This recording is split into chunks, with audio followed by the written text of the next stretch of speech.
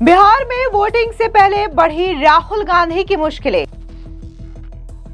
मुजफ्फरपुर में राहुल गांधी के खिलाफ दर्ज हुआ मुकदमा। क्या राहुल गांधी होंगे गिरफ्तार? ठीक है। छठी मैया और प्रधानमंत्री मोदी का अपमान करना राहुल गांधी को पड़ा भारी। कांग्रेस नेता राहुल गांधी बिहार विधानसभा चुनाव प्रचार के दौरान दिए गए अपने बयानों को लेकर के कानूनी पचड़े में फंस चुके हैं। प्रधानमंत्री नरेंद्र मोदी और लोक आस्था के महापर्व छठ पर की गई उनकी अमर्यादित टिप्पणियों को लेकर के मुजफ्फरपुर की एक अदालत में उनके खिलाफ मुकदमा दर्ज कर दिया गया है। अब ऐसा माना जा रहा है कि कहीं बिहार में वोटिंग से पहले राहुल गांधी गिरफ्तार ना हो जाए। अब यह मामला राजनीतिक विवाद बन चुका है और बिहार की चुनावी सरगर्मी को और भी ज्यादा बढ़ा रहा है। आपको बता दें कि जिस हिसाब से राहुल गांधी भरी सभा में तरह तरह के बयान देते हैं और ये बयान उनके बाद उनकी सरदर्दी बन जाता है। ये कोई पहला मामला नहीं है जब इस तरीके से राहुल गांधी ने सार्वजनिक मंचों से बयान दिया हो और उनके खिलाफ मुकदमा दर्ज कर दिया गया हो। इससे पहले भी कई दफा उन्होंने प्रधानमंत्री नरेंद्र मोदी, रफाल, वीर सावरकर जैसे मुद्दे से जुड़े अपमानजनक शब्दों का इस्तेमाल किया और इसके बाद राहुल गांधी को लेकर के मुकदमा दर्ज हुआ। लेकिन ये जो मुकदमा है वो काफी ज्यादा मायने इसलिए रखता है क्योंकि बिहार में पहले चरण की वोटिंग 6 नवंबर को होनी है और उससे ठीक पहले राहुल गांधी के खिलाफ यह मुकदमा दर्ज किया गया है, जो कि उनके लिए एक बड़ी टेंशन वाली बात है। दरअसल यह परिवाद मुजफ्फरपुर के प्रसिद्ध अधिवक्ता सुधीर कुमार ओझा ने दायर किया है। उन्होंने आरोप लगाया कि राहुल गांधी ने बुधवार को सकरा विधानसभा क्षेत्र में एक चुनावी रैली को संबोधित करते हुए प्रधानमंत्री नरेंद्र मोदी के लिए अपमानजनक शब्दों का इस्तेमाल किया। आरोप के मुताबिक राहुल गांधी ने कहा कि प्रधानमंत्री मोदी वोट के लिए स्टेज पर भी डांस कर सकते हैं।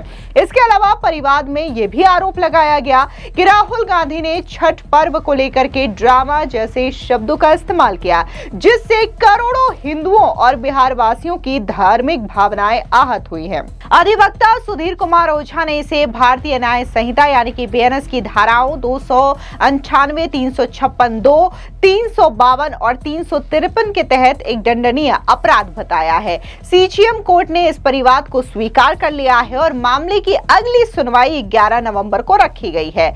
आपको बता दें कि इस मामले ने बिहार की चुनावी सरगर्मी को और भी ज्यादा बढ़ा दिया है। एक तरफ जहां कांग्रेस और महागठबंधन इसे राजनीतिक प्रतिशोध बता रहे हैं, तो वहीं बीजेपी और एनडीए से बिहार की अस्मिता और प्रधानमंत्री मोदी के सम्मान से जोड़ करके मुद्दा बना रहे हैं। अब देखना दिलचस्प होगा कि अदालत इस मामले में क्या रुख अपनाती है और राहुल गांधी की मुश्किलें कितनी ज्यादा बढ़ती है। इस घटना ने बिहार चुनाव में बयानों की मर्यादा और राजनीतिक हमलों के स्तर पर एक नई बहस छेड़ दी है।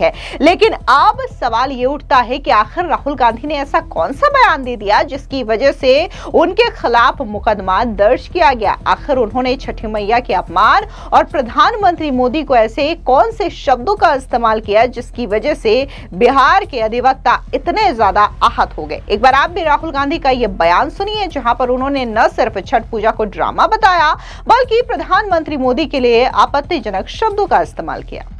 एक हिंदुस्तान, मोदी जी वाला हिंदुस्तान। अगर मोदी जी को ड्रामा करना है, छठ पूजा का ड्रामा करना है, तो पानी आ जाएगा, वीडियो कैमरा आ जाएंगे, साफ पानी, और उसी के 10 गज दूर हिंदुस्तान की सच्चाई। एक तरफ नाटक, अंबानी अदानी का हिंदुस्तान, नरेंद्र मोदी का ड्रामा, और दूसरी तरफ हिंदुस्तान की सच्चाई, गंदा पानी, बीमारी।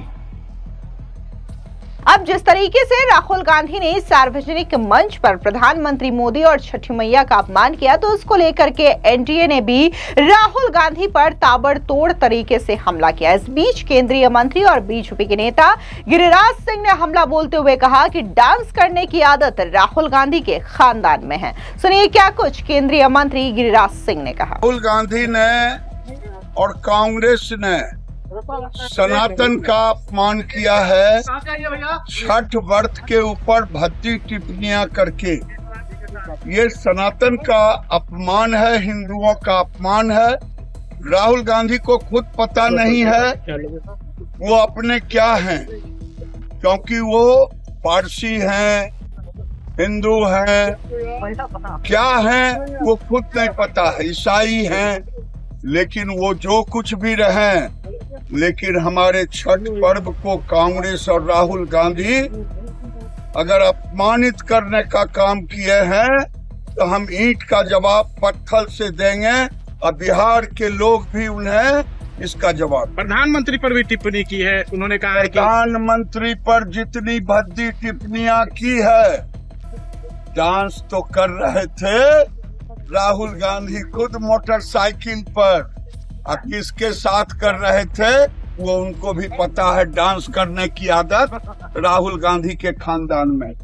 आपको बता दें कि इस बीच बीजेपी के राष्ट्रीय प्रवक्ता शहजाद पूनावाला ने भी राहुल गांधी पर जोरदार तरीके से निशाना साधा। उन्होंने कहा कि राहुल गांधी के पास मुद्दों की कंगाली है, जिसकी वजह से वो कभी छठ पूजा का अपमान करते हैं तो कभी देश के प्रधानमंत्री नरेंद्र मोदी का अपमान करने पर उतारू हो जाते हैं। सुनिए क्या कुछ शहजाद पूनावाला ने कहा। It is evident that in Bihar Rahul के पास है मुद्दों की कंगाली, therefore he resorts to all kinds of गाली। First it was Modi ji की माताजी को गाली, and now it is Bihar and Chhath Puja के खिलाफ बातें अपमान वाली। The manner in which Rahul Gandhi, out of desperation and frustration of being made to dance out of his own alliance and cut out from all the pictures of his own alliance, now has resorted to abusing not just the Prime Minister, Prime Minister's mother, but now they have even started abusing Chhat Puja in Bihar. Chhat Puja is drama for Congress Party. The same Congress Party said Bihar is equal to BD.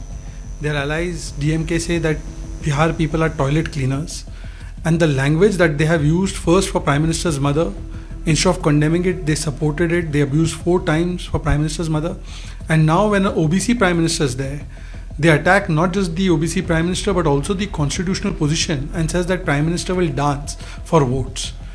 It is very evident that those who have only made people of the country dance when they were ruling the country, today they only see the relationship between voter and the Prime Minister as this.